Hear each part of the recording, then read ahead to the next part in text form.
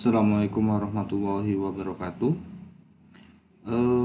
Baiklah, kita akan melanjutkan pertemuan kita yaitu tentang NAT. Nah, apa itu NAT? Nah, di sini sebelum kita bahas NAT itu, kita bahas dulu tentang routingnya.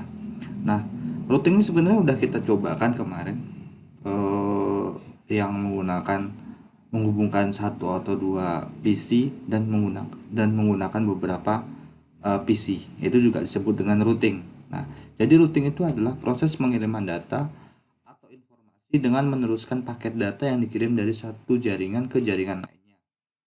Ini kita udah cobakan kemarin, kita cobakan dari kita kirim pesan dari komputer satu ke komputer satu lagi, itu terkirim dengan sukses. Nah, itu udah termasuk ke dalam proses routing. Nah, kemudian di sini juga ada router. Nah, router itu adalah perangkat yang digunakan untuk menjalankan fungsi routing tersebut. Nah, nanti kemarin kita belum belum membahas routernya. Nah, pada pertemuan kali ini kita akan membahas tentang routernya. Nah, beberapa contoh dari routing adalah mengirim pesan dari satu komputer ke komputer lain, telepon melalui jaringan internet, atau mengirim data ke jaringan komputer. Nah, fungsi routing itu sendiri adalah routing sangat penting untuk dipelajari karena berguna untuk mengetahui dasar dari sebuah jaringan.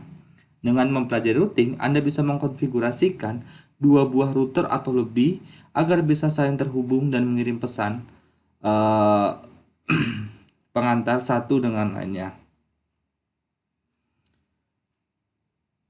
Nah, jadi kita biasanya kalau mau melakukan eh, koneksi itu kita menggunakan ping, ya kan.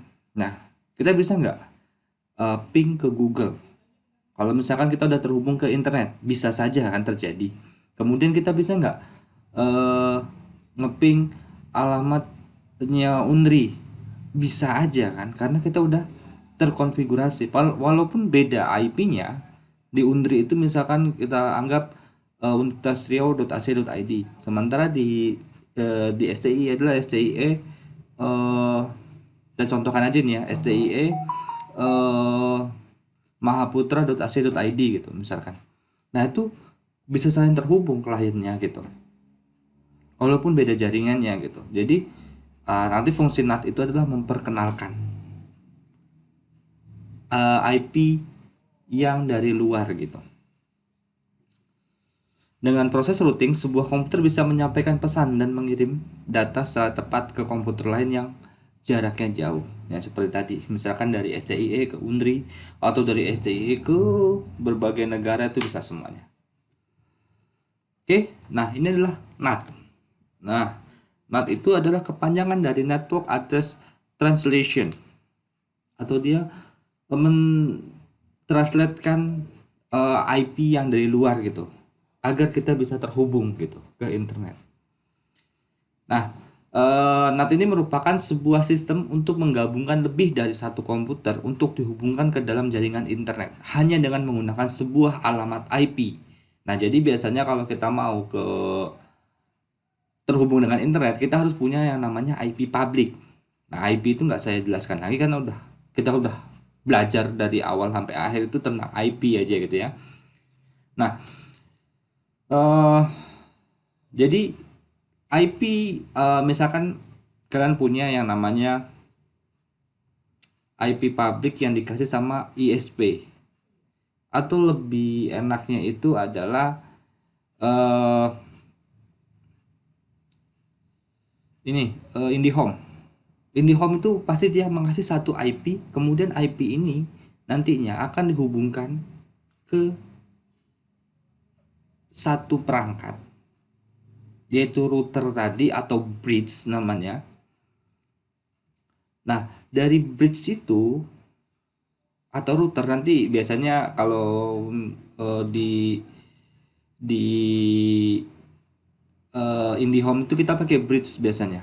Nah, dari bridge itu nantinya kita mendapatkan IP secara otomatis. Itu namanya NAT dinamis, dari satu IP kemudian disebar ke beberapa perangkat yang ada di kalian. Nah, ini juga pernah saya bahas bahwasanya bagaimana sih caranya membuat jaringan seperti di hotel yang notabene-nya kalau kita datang baru kita dikasih password. Nah, seperti itu bisa kita menggunakan NAT ini gitu. Tapi ya ada juga cara lainnya. Tapi salah satunya adalah menggunakan NAT. Nah, setiap komputer di dalam NAT ketika berselancar di internet akan terlihat memiliki IP yang sama jika dilacak. Dengan kata lain, sebuah alamat IP pada jaringan lokal akan terlebih dahulu ditranslasikan oleh NAT untuk dapat mengakses IP publik di jaringan komputer sebelum proses translasi ini. Maka pengguna tidak dapat terhubung ke internet. Makanya kalau misalkan seseorang itu menghack sebuah jaringan itu gampang aja karena kita terhubung dalam satu jaringan internet atau IP. Walaupun kalian mau menggunakan proxy ataupun yang lainnya, ketika kalian masih menggunakan misalkan kalian di warnet nih, kalian mau hack punya orang, nah habis itu kalian dilakukan pelacakan, nah itu bisa aja langsung kalian jadi tersangkanya. Banyak udah kasus-kasus seperti itu. Jadi itu yang menggunakan satu IP terus disebarkan oleh banyak klien. Dan kalau misalkan kalian melakukan yang aneh-aneh, itu bisa aja dilacak oleh ISP tersebut gitu. Oke. Nah, ada jenis-jenis NAT yaitu NAT statis, dinamis, overloading NAT, dan overlapping NAT. Nah, saya tidak akan membahas semuanya karena kita bukan jurusan komputer, kita jurusan ekonomi. Jadi saya ambil yang bisa bermanfaat lah buat kalian mungkin, yaitu di NAT dinamisnya. Nah, di NAT dinamis ini yang tadi saya bilang, kalau misalkan kalian butuh dapat satu IP publik, bagaimana nantinya kita menghubungkan ke banyak perangkat, atau kita membuat seperti sistem di hotel, itu bisa. Oke. Nah, ini adalah fungsi dari NAT, yaitu melakukan penghematan terhadap IP legal yang disediakan oleh Internet Service Provider atau ISP. Kemudian minimalisir adanya duplikasi alamat IP dalam jaringan. Kemudian ketika terjadi perubahan, menghindari proses pengalamatan kembali. Yang keempat, menambah fleksibilitas untuk terhubung dengan jaringan internet. Selanjutnya, melakukan peningkatan terhadap keamanan sebuah jaringan. Dan yang terakhir adalah dibandingkan dengan aplikasi alternatif seperti proxy, pengguna NAT memberikan fleksibilitas dan performa yang lebih baik. Nah, ini adalah cara kerja dari NAT. Jadi misalkan kita punya banyak komputer di sini. Nah, kemudian dari komputer-komputer ini kan nggak terhubung. Ini yang kemarin kita buat contohnya. Nah, di sini ada NAT atau routernya. Jadi bagaimana sih kita menghubungkan? Ini kan IP-nya 88668866. Ini nggak akan terhubung ke sini. Kalau kemarin kita menggunakan dua hub, itu masih dalam satu jaringan. Jadi masih bisa terhubung antar hub. Nah, sekarang bagaimana kalau misalkan IP-nya itu berbeda? Di sini IP-nya ada 88668866. Terus kita mau menghubungkan ke IP 10001. Nah, itulah fungsi NAT tadi. Di sini dia mengenalkan atau PDKT lah, atau jadi mak comblangnya lah NAT itu ibaratnya. Jadi bagaimana mereka bisa terhubung dari IP yang nggak bisa kemana-mana dihubungkan dengan internet sehingga kita bisa mengakses ke seluruh dunia, gitu ya. Nah, ini adalah cara kerjanya. Pertama-tama, NAT menerima permintaan dari klien berupa paket data yang ditujukan untuk sebuah server remote di internet. Kemudian, mencatat alamat IP klien, lalu menyimpannya ke dalam tabel translasi alamat. Nah, tabel translasi alamat itu nanti kita cobakan. Itu ada di NAT tadi, translasi alamat. Nah, selanjutnya alamat IP komputer klien tersebut diubah oleh NAT menjadi nomor IP NAT. Nah, jadi seolah-olah IP yang ada di dalam klien tadi itu dirubah ke IP public tadi. Lalu NAT lah yang akan melakukan permintaan kepada server. Nah, mungkin minggu depan kita akan cobakan servernya. Nah, minggu ini kita buat aja dua alamat yang berbeda dulu. Besok minggu depan pertemuan 8-nya baru kita menggunakan server. Nah, nanti ujiannya sampai di sana untuk UAS-nya, untuk UTS-nya ya. Kemudian server kemudian merespon permintaan tersebut. Dari sudut pandang server yang terlihat adalah alamat IP NAT, bukan alamat IP klien yang meminta data bersangkutan. Nah, kemudian NAT menerima respon dari server, lalu melanjutkannya dengan mengirim ke alamat IP klien yang bersangkutan. Keempat, tahapan tersebut terjadi berulang-ulang, sehingga walaupun klien komputer tidak memiliki alamat IP public, namun tetap dapat mengakses sebuah internet. Nah, jadi kita bahas tentang ininya, NAT-nya. Nah, tadi ada kita bahas tentang router. Nah, router itu apa sih? Nah, router itu adalah perangkat keras yang dipakai untuk menghubungkan beberapa jaringan, baik itu jaringan yang sama atau juga jaringan yang berbeda. Routing adalah proses pengiriman paket data dengan melalui jaringan dari satu perangkat ke perangkat lainnya. Setiap router memiliki beberapa fasilitas, yaitu DHCP. Nanti kita juga belajar DHCP bagaimana sebuah komputer itu kita nggak perlu lagi yang namanya mengkonfigurasi IP yang ada di sana. Jadi kalau selama ini kita masukkan IP satu-satu, nah DHCP ini ketika kita terhubung ke internet, kita tidak perlu lagi settingnya, kita langsung dapat IP. Contohnya handphone kalian. Nah, handphone kalian tidak perlu lagi men-setting IP-nya kan. Kalian hanya asal terhubung ke perangkat jaringan atau wireless itu udah terhubung. Nah, itu kenapa? Karena wirelessnya itu udah punya yang namanya DHCP. Begitu juga dengan router. Router juga udah punya namanya DHCP. Tapi apa kita gunakan atau tidak itu nanti kita bahas. Mungkin habis UTS ini kita bahas dengan DHCP-nya ya.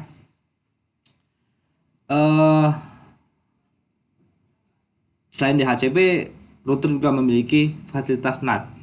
Nah, fasilitas DHCP merupakan layanan yang dapat mendistribusikan IP lain kepada perangkat komputer. Kemudian sementara NAT merupakan fasilitas yang memungkinkan suatu alamat IP atau koneksi internet dapat dibagikan pada alamat IP lainnya. Dengan mendapatkan alamat IP lain inilah suatu perangkat dapat terhubung ke perangkat lainnya. Nah, jadi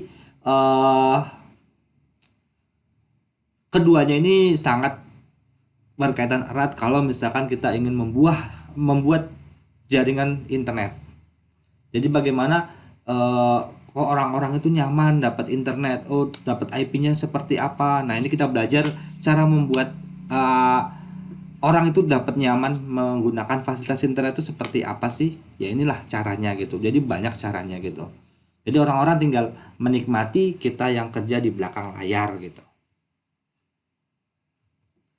Nah, kemudian fungsi router yaitu menghubungkan jaringan itu udah pasti, kemudian mentransmisikan informasi.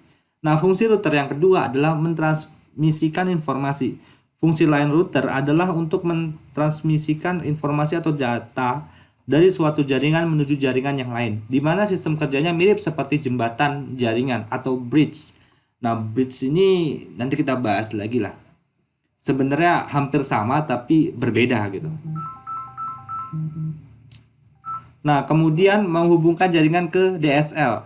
Fungsi router yang ketiga adalah menghubungkan suatu jaringan lokal dengan koneksi DSL atau Digital Subscriber Line, atau yang lebih dikenal dengan DSL router. Teknologi router saat ini sudah lebih canggih, di mana pengguna tidak hanya menggunakan sambungan kabelan, tapi juga menggunakan teknologi wireless. Oke, sampai di sini penjelasannya. Kita langsung saja ke praktikumnya.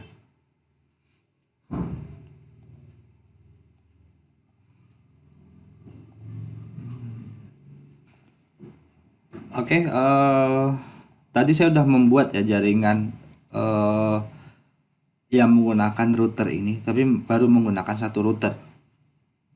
Mungkin besok kita menggunakan dua router, ataupun menggunakan servernya dulu sebelum menggunakan dua router.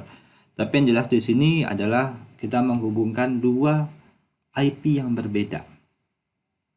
Nah, di sini IP-nya adalah 192.6811. Itu kelas C. Kemudian yang di sini adalah IP-nya 128.2812 itu kelas B. Jadi di sini ada kita menghubungkan antara kelas C dan kelas B yang notabene-nya kalau misalkan kita hubungkan secara langsung itu tidak akan mau berjalan. Nah, jadi kita butuh yang namanya router atau di dalam router ini ada NAT atau kita butuh NAT namanya. Nah, jadi di sini kita buat nanti IP-nya seperti ini. Ini settingannya skripnya itu hanya sedikit sih sebenarnya. Nanti kalian bisa pelajari. Oke, kita ulang aja dari awal. Ini kita hapus dulu. Oke, pertama-tama kita kasih router terlebih dahulu. Kita ambil routernya. Sini ya ambilnya di paling pojok dua-duanya. Network device, kemudian kita ambil sebuah router. Kemudian kita ambil router yang ini. Oke, setelah diambil routernya, kita tambahkan hubnya. Hub di sini, di sini. Nah, di sini ada juga fungsi bridge nantinya, tapi kita belum menggunakan bridge-nya. Kita masih menggunakan switch. Oke, setelah itu kita baru menggunakan komputernya, PC-nya. PC-nya 3 ya, nggak masalah deh. Di satu hubnya kayak kemarin. Oke, 1, 2, 3. Oke. Nah, setelah itu baru kita hubungkan menggunakan kabel strike.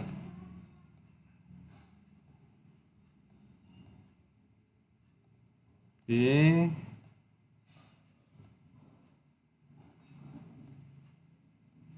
Kita gunakan kabel strike. Kemudian dari hub ke routernya itu iya kita menggunakan yang ini juga. Nah, kita menggunakan fast ethernet yang 00 untuk yang sebelah kiri, kemudian untuk sebelah kanan menggunakan 10. Oke, ini kita letakkan dulu.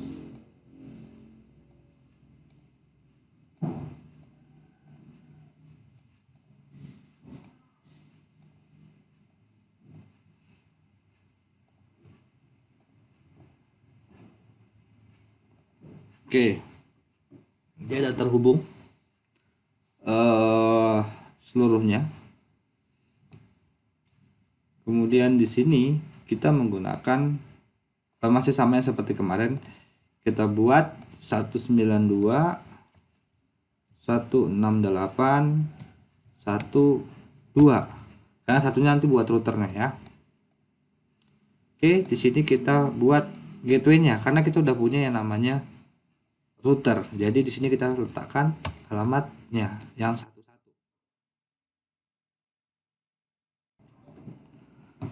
Oke, kemudian kita copy-in yang ini atau yang bawahnya deh biar gampang. Kita letakkan di sini.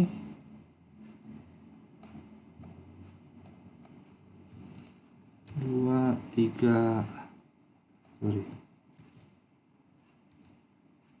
3. Oke.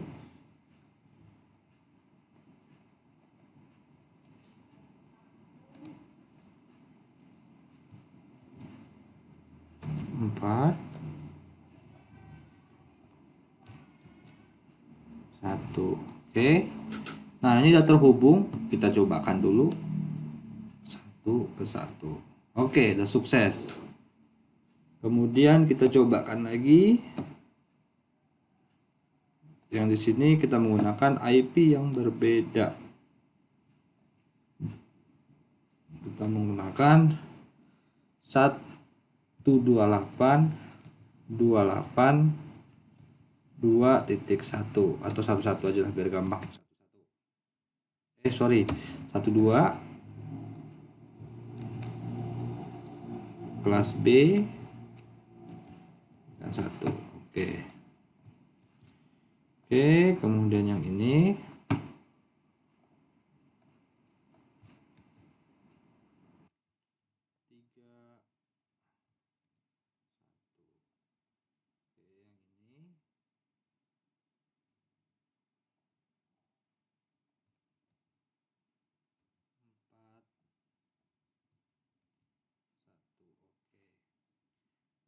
sekarang kita hubungkan nih, coba ini ke sini.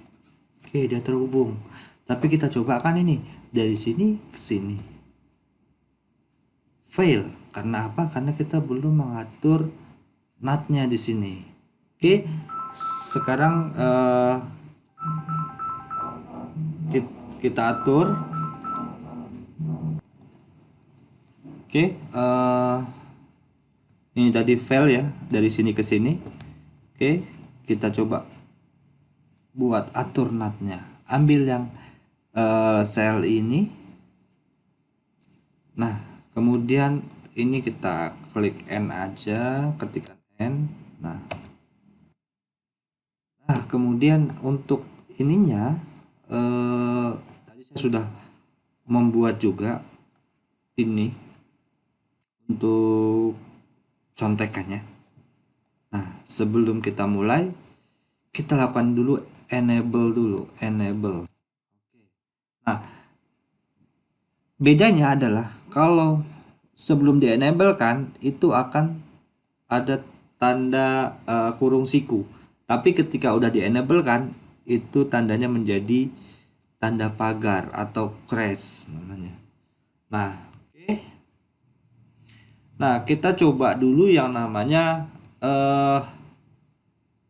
atur yang IP FA00 tadi. Kalau misalkan di fisik itu dulu namanya ETH0. Kalau sekarang namanya fast ethernet ya. Sama aja, fast ethernet atau ETH0 itu sama aja.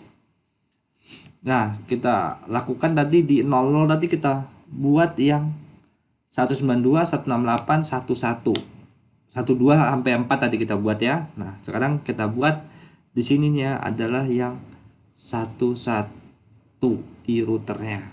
Nah, di sini kita buat dulu sebelum ini kita ketikkan dulu configure terminal. Oke, kita udah siap. Kalau misalkan nggak mau configure terminal, kita langsung aja Ctrl Z katanya. Ketika udah masuk di config-nya, ini untuk masuk config-nya ya. Kita mulai yang atur interface-nya yang FA00 ini. Oke, langsung aja kita ketikkan interface FA0/0. Oke, kita enter. Oke, kemudian dia masuk ya. Kita masuk lagi ke kita tulis IP-nya, IP address 192.168.11, kemudian 255.255.255.0. Oke, kita pastikan dulu 192.168.11. Oke, enter. Hah?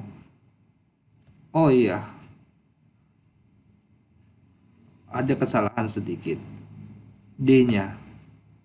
Oke, jadi dia kayak sensitif ya. Kalau misalkan nggak sesuai dia nggak akan mau. Dia bakalan seperti itu. Ada invalid input detect at.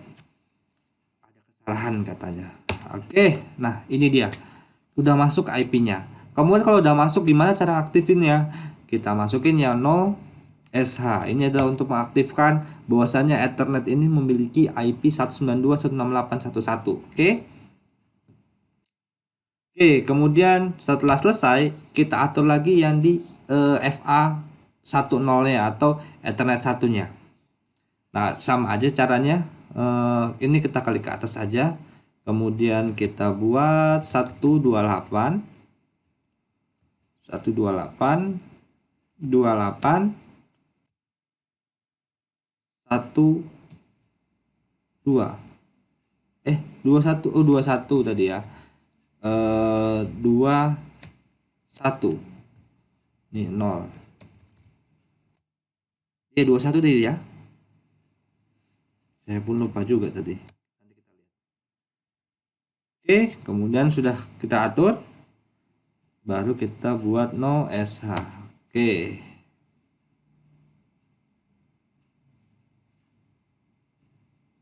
Oh ya, dia belum mau. Masih ada yang kurang, yaitu sini interface FA 10-nya belum kita masukkan, makanya dia nggak mau jalan. Oke, kita masukkan dulu interface file 10-nya. Kemudian kita masukkan IP-nya yang ini. Oke. Overlap.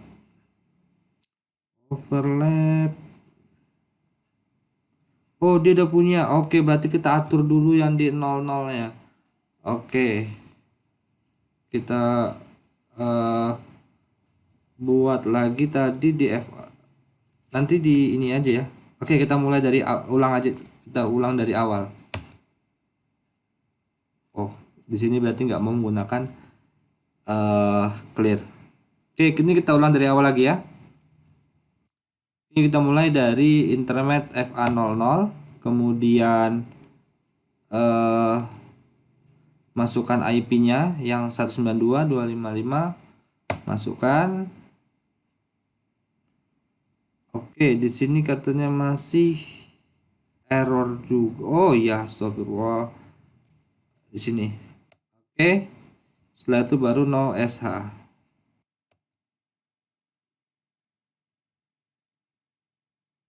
Oke, tadi udah kita atur lagi FA00-nya. Kemudian kita atur yang FA10. Oke. Kemudian kita masukkan yang IP 128. Oke. Kemudian no SH. Oke, sudah jadi. Oke, tadi maaf ada sedikit kesalahan ya. Tapi kalian ikutin aja yang tadi. Mudah-mudahan kalian nggak salah. Oke, ini saya keluarkan. Oke, kita tunggu dulu. Dia agak lama ya sedikit ya untuk mengatur IP-nya. Tapi kita lihat dulu IP-nya di sini. Nah, untuk ngelihat IP-nya, lihat dulu IP atas. Oh, IP atas 192.168.11. Oke, /24. Yang ini oke. Sudah benar ya? Yang ini oh, 12 ternyata. Oh, kita atur sedikit lah. Ini jadi 2 aja lah. 2. Oke, ini 21. Salah ternyata saya. Daripada ngerubah sananya, mending kita rubah yang sininya aja ya. 2. Oke, yang sini juga berarti 2. Oke. Maaf, ada sedikit kesalahan. Oke. 2421. Oke. Oke, sudah. Coba. Ini mungkin nanti agak tadi saya nunggunya itu sekitar 1 menitan antara ini dengan ini. Dia biasanya fail dulu, tapi nanti bakal sukses juga kok. Dia karena masih proses ngerouting dia di routernya ini. Tapi di sini udah benar. 21, di sini 22, 23, 24. Oke. Kita tunggu. Oke, kita coba dulu sekarang. Dari sini ke sini. Oke, sudah sukses. Dia harus tunggu ya. Jadi jangan terburu-buru. Nah, ini biasanya fail karena masih belum mau juga. Tapi nanti bakalan sukses juga kok. Jadi saya gitu juga. Oke. Udah sukses dia kan? Oke, ini ke sini sukses juga. Dari sini ke sini fail, berarti dia belum terhubung. Tapi nanti bakal terhubung juga kok. Ini udah sukses. Dari sini api ini masih fail nih. karena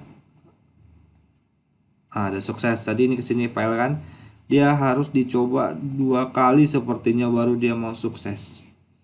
Oke,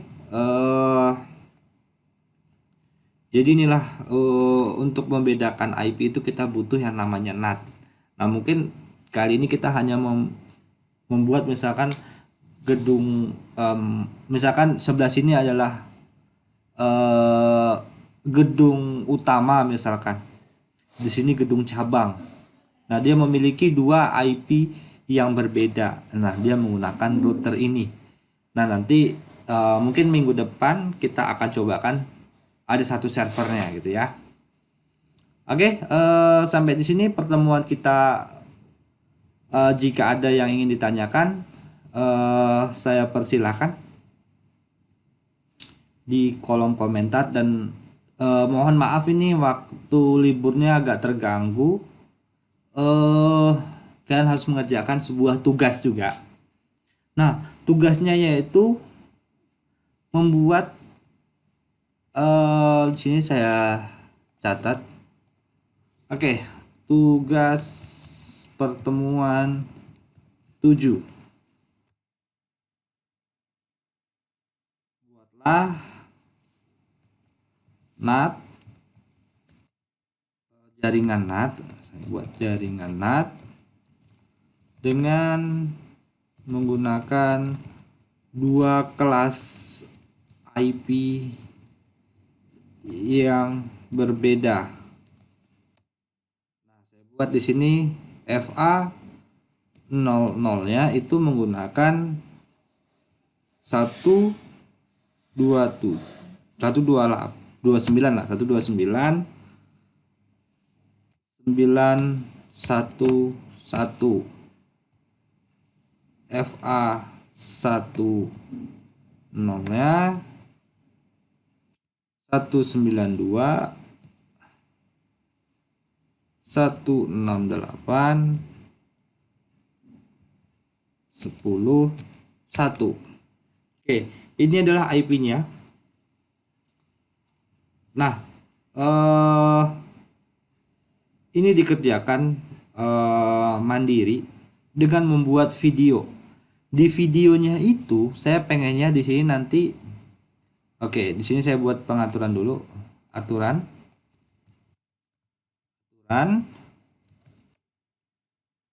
wajib menuliskan nama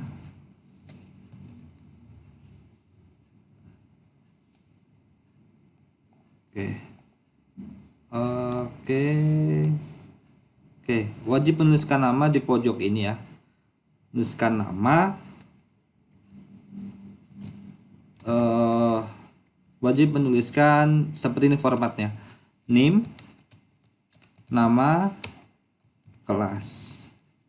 Oke, ini di pojok kiri atas tuh harus ada name, nama, kelas ya. Ini kerjakan mandiri, tidak kelompok, dan waktunya itu seminggu, masih lama ya. Jadi minggu ini hari Minggu kalau untuk kelas yang putra itu hari Minggu, kalau untuk yang putri siang itu di hari Senin, kalau untuk